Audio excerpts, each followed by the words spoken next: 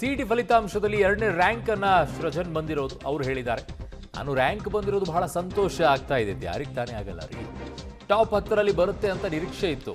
ನಿರೀಕ್ಷೆನೇ top 10 ಅಲ್ಲಿ ಬರ್ತೀನಿ ಅಂತೇಳಿ, ಆದರೆ ಸೆಕೆಂಡೇ ಬಂದ್ಬಿಟ್ಟಿದ್ದಾರೆ. ನಾನು ಡೈಲಿ ಓದ್ತಾ ಇದ್ದೆ, ಒಂದು ದಿನವೂ ಕೂಡ ಸ್ಕಿಪ್ ಮಾಡಿಲ್ಲ ಅಂತ ಅವ್ರು ಹೇಳ್ತಾ ಇದ್ದಾರೆ. ಸೃಜನ್ ಈಗ ಪಬ್ಲಿಕ್ ಟಿವಿ ಜೊತೆಗೆ ಮಾತನಾಡಿದ್ದಾರೆ. ಅಪ್ಪ ಅಮ್ಮ ಅಜ್ಜಿ ಬಹಳ ಖುಷಿಯಾಗಿದ್ದಾರೆ ಅಂತೇಳಿ, ಮುಂದೆ IITಯಲ್ಲಿ ಇಂಜಿನಿಯರಿಂಗ್ ಮಾಡುವಂತಹ ಆಸೆ ಇದೆ ಅನ್ನುವಂಥದ್ದನ್ನು ಕೂಡ ವ್ಯಕ್ತಪಡಿಸಿದ್ದಾರೆ. ಸೃಜನ್ ಏನು ಹೇಳಿದ್ದಾರೆ ನೋಡೋಣ. ಎಷ್ಟು ಖುಷಿ ಆಗುತ್ತೆ ಮೊಮ್ಮಗ? ತುಂಬ ಖುಷಿ ಆಗ್ತದೆ. ಏನು ಮಾಡಿಸ್ಬೇಕು ಅನ್ನೋ ಪ್ಲಾನ್ ಇತ್ತು ನಿಮಗೆ?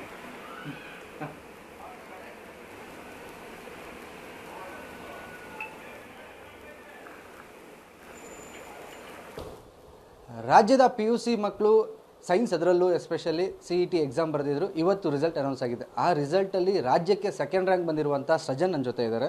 ಅವರನ್ನೇ ಮಾತಾಡ್ಸ್ತಾ ಮೊದಲಿಗೆ ಕಂಗ್ರ್ಯಾಚುಲೇಷನ್. ತುಂಬ ಥ್ಯಾಂಕ್ಸ್. ಎಷ್ಟು ಖುಷಿ ಆಗ್ತಿದೆ? ತುಂಬ ಖುಷಿ ಆಗ್ತಿದೆ. ಲೈಕ್ ನಾ ಎಕ್ಸ್ಪೆಕ್ಟ್ ಮಾಡಿರಲಿಲ್ಲ ನಂದು ಇಷ್ಟು ಹೈ ರ್ಯಾಂಕ್ ಬರುತ್ತೆ ಅಂತ. 10ರೊಳಗೆ ಅಂತ ನೋಡ್ತಾ ಇದೆ. ತುಂಬ ಖುಷಿ ಆಯಿತು. ನನ್ನ ತಂದೆ ತಾಯಿಗೆ, ನನ್ನ ಅಜ್ಜಿಗೆ, ಎಲ್ರಿಗೂ ತುಂಬ ಖುಷಿಯಾಗಿದೆ. ಯಾವ ಥರ ಸ್ಟಡಿ ಮಾಡ್ತಿದೆ? ಯಾಕಂದರೆ ಇಂಪಾರ್ಟೆಂಟ್ ಅಂದರೆ ಪ್ರಿಪ್ರೇಷನ್ನೇ. ಯಾವುದೇ ಎಕ್ಸಾಮ್ ಪಾಸ್ ಆಗಬೇಕಾದ್ರೂ ವಿತೌಟ್ ಪ್ರಿಪ್ರೇಷನ್ ಆಗೋದೇ ಇಲ್ಲ. ಎಷ್ಟು ಅವರ್ ಇದಕ್ಕೋಸ್ಕರ ಕಾಲೇಜ್ ಮುಗಿಸ್ಕೊಬಂದಾದ್ಮೇಲೆ ಕೋಚಿಂಗ್ ಕ್ಲಾಸಸ್ಸು, ಈ ಸ್ಟಡಿ ಪರ್ಪಸ್ ಯಾವ ಥರ ನಡೀತಿತ್ತು?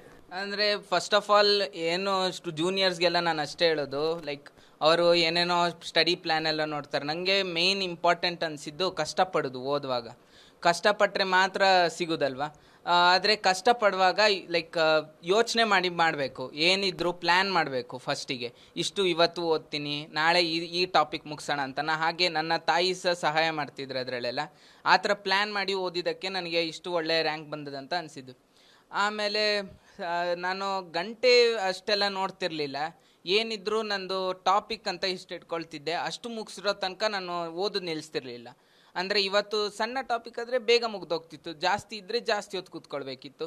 ಒಟ್ಟಿನಲ್ಲಿ ಏನಾದರೂ ನಾನು ಕನ್ಸಿಸ್ಟೆನ್ಸಿ ಮೇಂಟೈನ್ ಮಾಡ್ತಿದ್ದೆ. ಒಂದು ದಿನ ಸಹ ನಾನು ತಪ್ತಿರಲಿಲ್ಲ. ಒಂದು 10th ಇರಬೇಕು, ನಾನು ಸಮ್ಮರ್ ವೆಕೇಷನ್ ಟೈಮ್ ಸಹ 3 ರಿಂದ 4 ಗಂಟೆ ಓದ್ತಾನೇ ಇದ್ದೆ. ಏನಿದ್ರು ಅದು ಮೊಮೆಂಟಮ್ ಅಂತ ಇರ್ತದಲ್ಲ, ಅದು ಮುರಿಬಾರ್ದು, ಓದ್ತಾ ಇರಬೇಕು ಅಂತ ಅನಿಸಿದ್ದು ನನಗೆ.